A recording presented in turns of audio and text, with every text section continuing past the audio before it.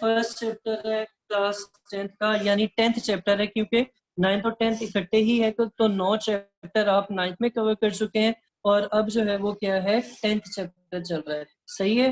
तो 10th chapter में हमने गैसियस एक्सचेंज की बात करनी है। गैसियस एक्सचेंज जो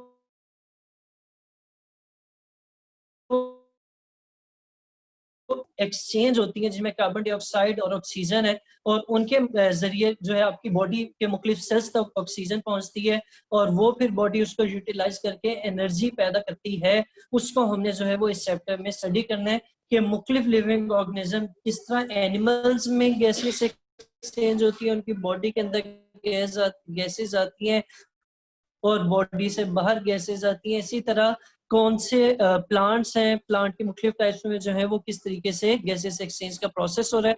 फिर इसी के आगे आप चलेंगे तो पहले तो आएगा गैसेस एक्सचेंज इन प्लांट्स, फिर आएगा गैसेस एक्सचेंज इन एनिमल्स, और एंड पे जो है वो फिर हम रेस्पिरेटरी डिसऑर्डर्स को भी देखेंगे कि अगर आपके सांस लेने के सिस्टम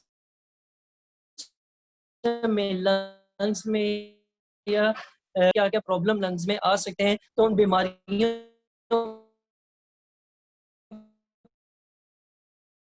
को भी जो है हम डिस्कस, इस शुरू में ही उन्होंने आपको रेफरेंस दिया हुआ है कि आपने 9th में पढ़ा है किसके बारे में, सेलुलर रेस्पिरेशन के बारे में, तो वो डेफिनेशन यहाँ पर भी लिखी हुई है। एक क्वेश्चन आपका बुक में पॉसिबल आ जाता है, सॉरी पेपर में आ जाता है, वो क्या है कि सेल्स किस तरीके से फूड से एटीपी एनर्जी जनरेट, एटीपी की फॉर्म में फूड से एनर्जी जनरेट करते हैं, और ये क्वेश्चन आ सकता है। अब इसके आगे चलते हैं तो आपके यहाँ डेफिनेशन आ रही है सेलुलर रेस्पिरेशन की। सेलुलर रेस्पिरेशन क्या चीज होती है? Cellular respiration is the process in which CH bonds in food are broken by oxidation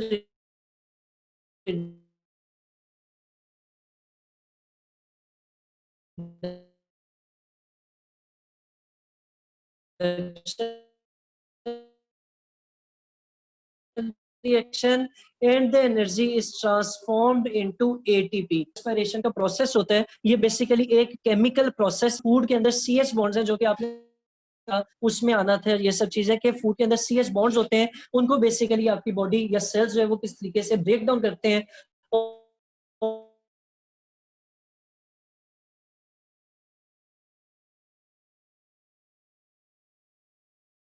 और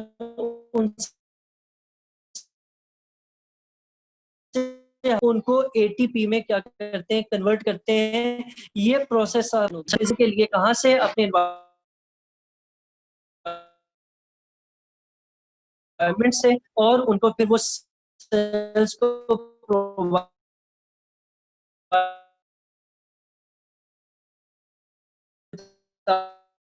आ रहा था कि हम लोग क्या कर रहे हैं, हम सेलुलर को जो एरोबिक रेस्पिरेशन होती है, अब उस पर जाते हैं कि एरोबिक कंप्लीट ऑक्सीडेशन में जो प्रोडक्ट आती है वो क्या आती है, उसमें कार्बन डाइऑक्साइड मिलती है, एनर्जी प्रोड्यूस होती है, और वाटर भी प्रोड्यूस होती है। सही है। अब सेलुलर रेस्पिरेशन में जो आपको मुख्तलिफ गैसेस चाहिए होती हैं, वो हमारी बॉडी कहाँ से हासिल करती है? वो हमारी बॉडी आपका जो इन्वायरमेंट है वहां से हासिल करती है, और उसको जो है इसी तरह जो कार्बन डाइऑक्साइड रेस्पिरेशन में प्रोड्यूस हो रही है, वो पहले सेल से बाहर लेके आते हैं, और सेल, अब आपकी बॉडी के कौन से पार्ट्स जो हैं वो इस पूरे प्रोसेस में इन्वॉल्व होंगे,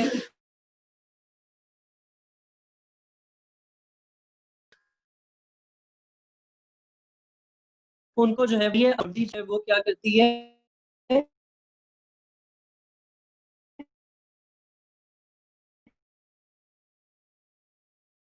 मुख्तलिफ है, तो ये गैस जैसे और बाहर आती है, तो टेकिंग इन ऑक्सीजन, ऑक्सीजन को अंदर लेके जाना, और कार्बन डाइऑक्साइड को बाहर लेके आना, जो प्रोसेस है क्या कहलाएगा? आप लोगों ने अभी मैंने ऊपर आप लोगों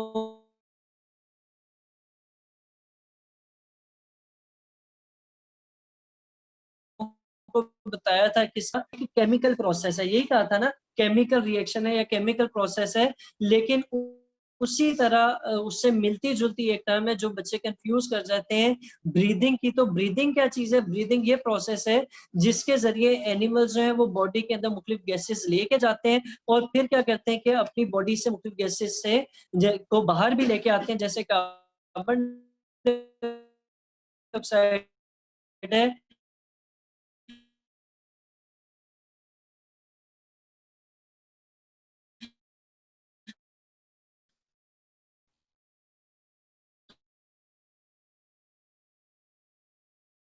तो ब्रीदिंग और रेस्पिरेशन जो है ये सिनोनिमस नहीं है, बताया हुआ है।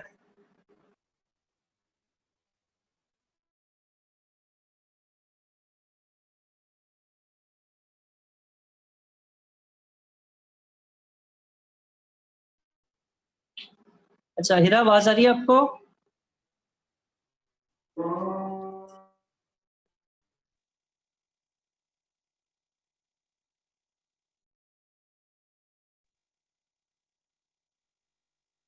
अच्छा वापस आ जाते हैं इधर, मैं आपको लास्ट पैराग्राफ का बता रहा था।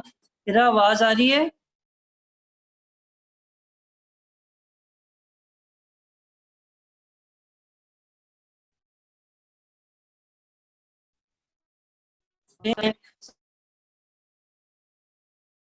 रेस्पिरेशन जो है ये मैकेनिकल प्रोसेस है, लेकिन जो ब्रीदिंग है वो बायोकेमिकल प्रोसेस है।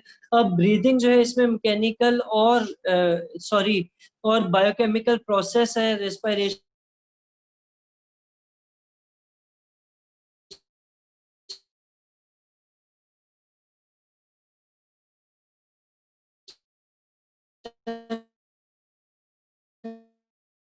जो है वो प्रोसेस भी हो रहा होता है, लेकिन जो ब्रीदिंग है वो सिर्फ और सिर्फ मैकेनिकल प्रोसेस। सही है, ठीक है। अब आप लोगों ने क्या करना है, आज मैंने आपको ये सिर्फ रेस्पिरेशन ब्रीथिंग वाला पोर्शन कराया है। आप लोगों ने कल जो है वो एक तो आपको क्वेश्चंस इंशाल्लाह ग्रुप में आ जाएंगे, उनको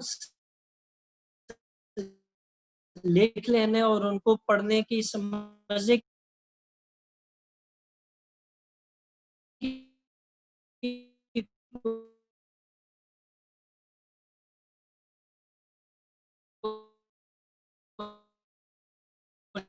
कोशिश करनी है। कल मैं आपको ये गैस साइक्लिक चीजें कि रूट्स में किस तरह होती है, मेच्योर रूट्स में किस तरह होती है, खत्म